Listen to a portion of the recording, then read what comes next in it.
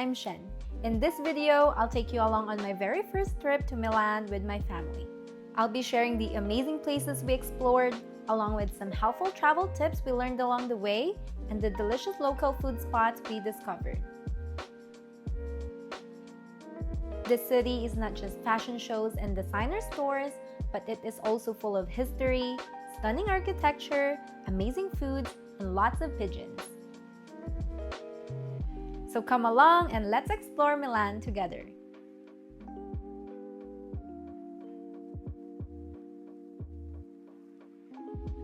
So here are the amazing places you have to visit on your Milan trip. Number 1 is Duomo di Milano or Milan Cathedral. This is Milan's most iconic landmark and it is absolutely massive. It took nearly 600 years to complete, and did you know that this is one of the largest cathedrals in the world? You can explore the inside, which is filled with stunning stained glass windows, grand columns, and centuries of history.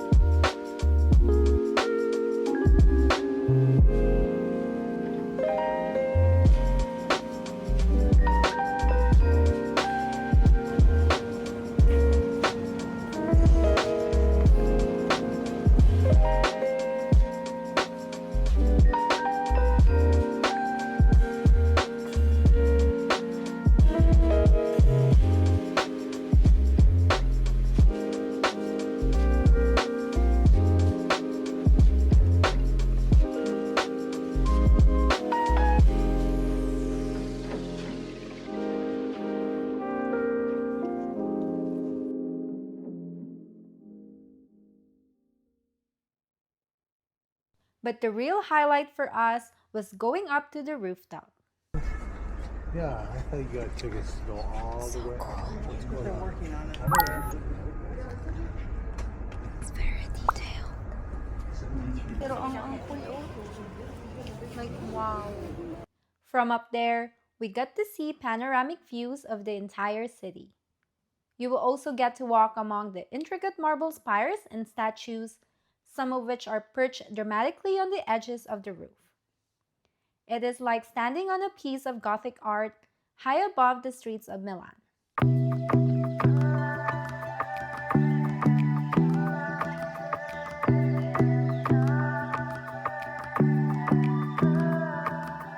We had to skip the line ticket for the Milan Cathedral rooftop, which made the experience so much easier.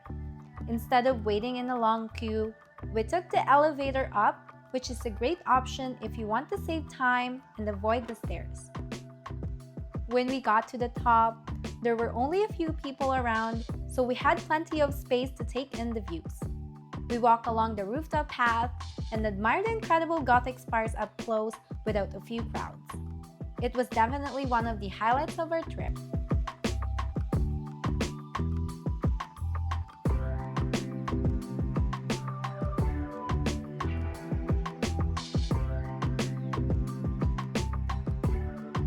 Number 2 is Galleria Vittorio Emanuele II.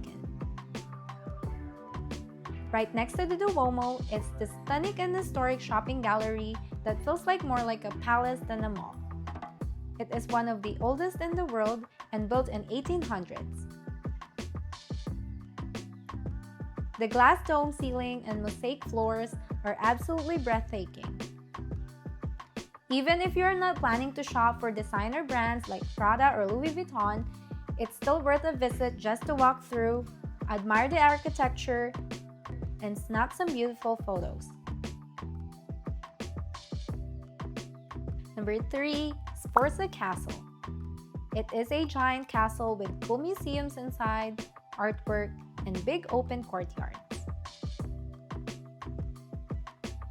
Even if you don't go inside, it is a great spot to walk around and relax.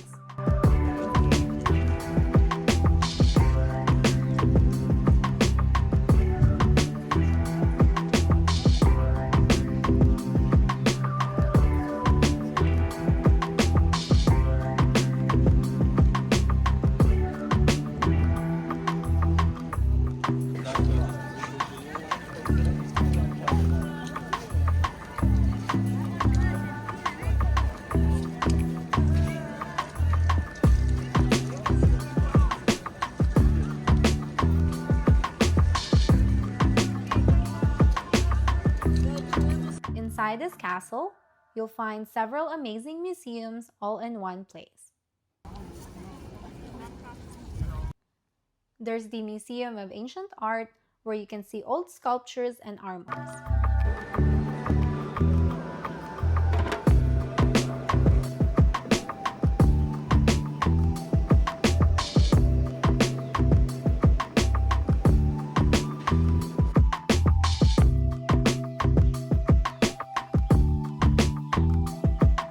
You will also find an art gallery inside the castle filled with amazing paintings.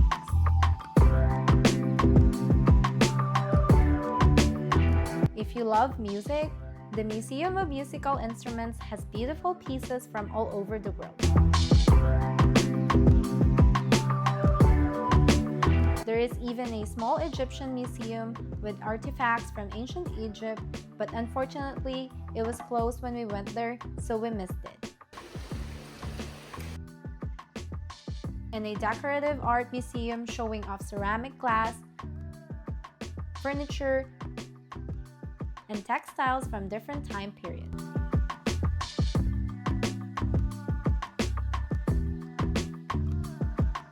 Number 4, Navigli Canals. This place is one of the most unique and charming areas in Milan. You will find it lined with colorful buildings, cute boutiques, art studios, and cozy cafes. Whether you are there for a relaxing stroll, a romantic dinner, or a fun night out, Navigli is one of the best spots to soak in the local vibe of Milan. Number 5, Arco della or Arch of Peace. This is one of Milan's most iconic monuments. This monument is made of beautiful white marble and topped with bronze statues of horses and goddesses. It is a popular spot for both locals and tourists, perfect for photos, peaceful walks, and just soaking in Milan's grand history. Number 6, Milans Chinatown. This place is also called Via Paolo Sarpi. It is the oldest and biggest Chinese neighborhood in Italy. It is the perfect place to visit if you are in the mood for something other than pasta and pizza. You will find delicious dumplings, bubble tea, Asian supermarkets, and trendy fusion restaurants in this place. This is a chicken skin.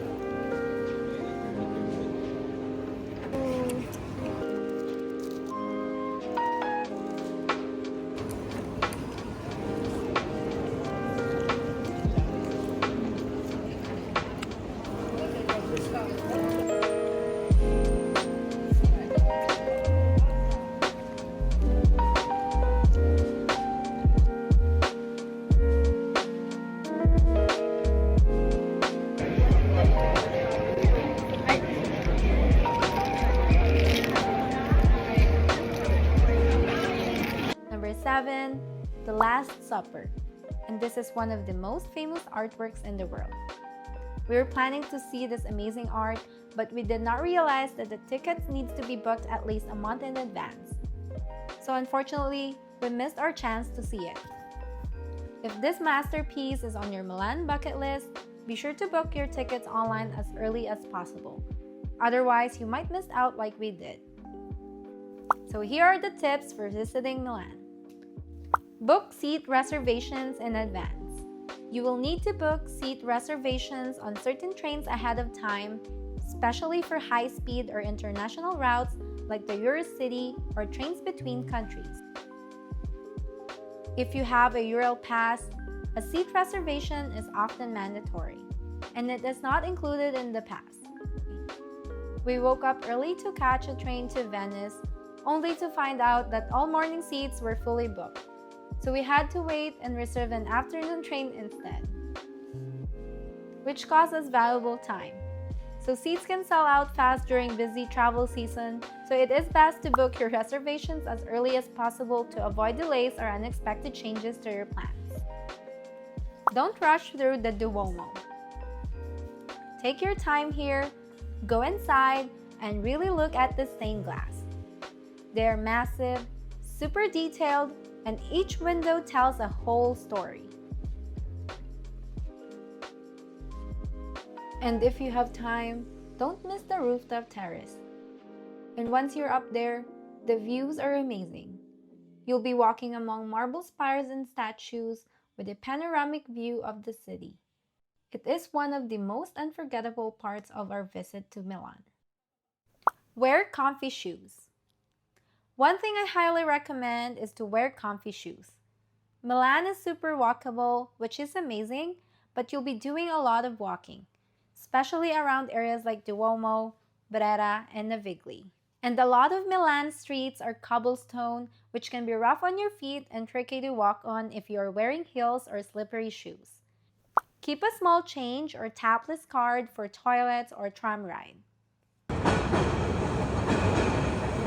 Public transport and some cafes might not take cards for small amounts. Also, some public bathrooms do charge and they don't have a machine where you can tap your card, so make sure you have coins. Be mindful of pickpockets. Like most major cities like Milan has its share of pickpockets, especially in busy streets areas like Duomo, on the metro, trams, and at train stations. Always keep your bag zipped, hold it close in crowded areas, and avoid leaving your phone or wallet on cafe tables. While Milan is generally safe, it is still important to stay aware of your surroundings. Be prepared to pay a tourist tax. This is not a scam, it is just a mandatory fee that most cities in Europe charge visitors. And the amount varies depending on the city and type of accommodation that you're staying from. It is usually charged per person and per night. It is either added to your hotel bill or collected in cash upon check-in, so make sure you have cash on hand. English is not widely spoken in Italy, so learn basic Italian using Google Translate. English is not widely spoken in Milan, especially once you're outside the main tourist areas. So it is a good idea to learn basic Italian phrases before your trip. I recommend installing Google Translate.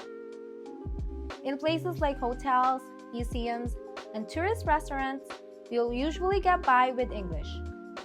But in local cafes, shops, and when asking for directions or using public transportation, even just a few basic Italian phrases can go a long way.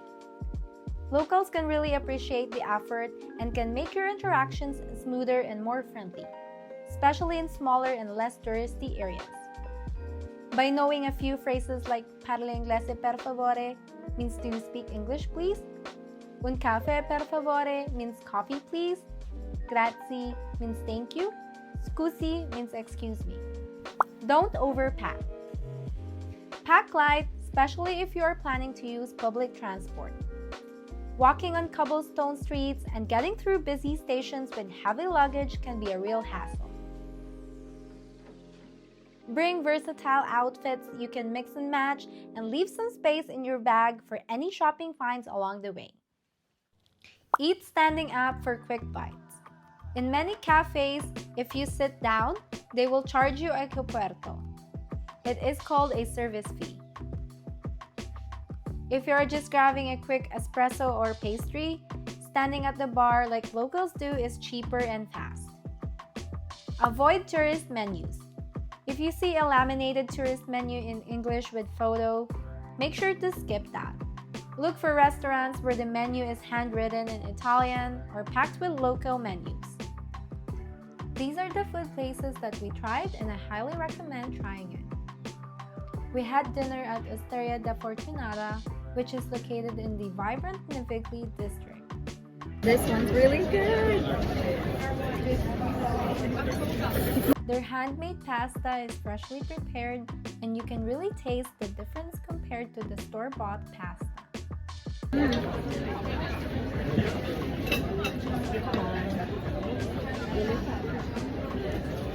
We tried the fettuccine sugo alla Vasinara and it was absolutely delicious.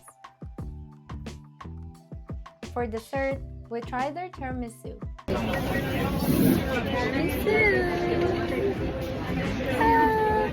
It was so good.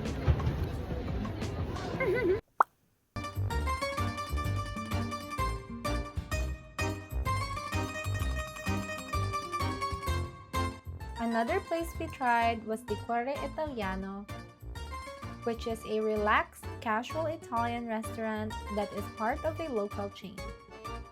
We ordered their spaghetti alla carbonara, anchovy pasta, spaghetti with meatballs, and Bolognese pasta.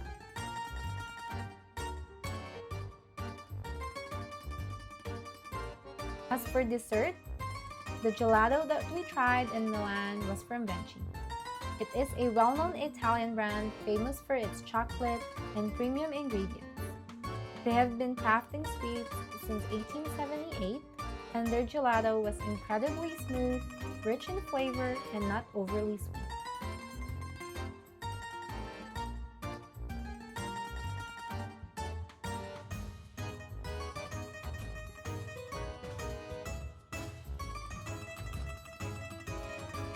We tried their tiramisu, pistachio, and cremino, which is cocoa and hazelnut mix.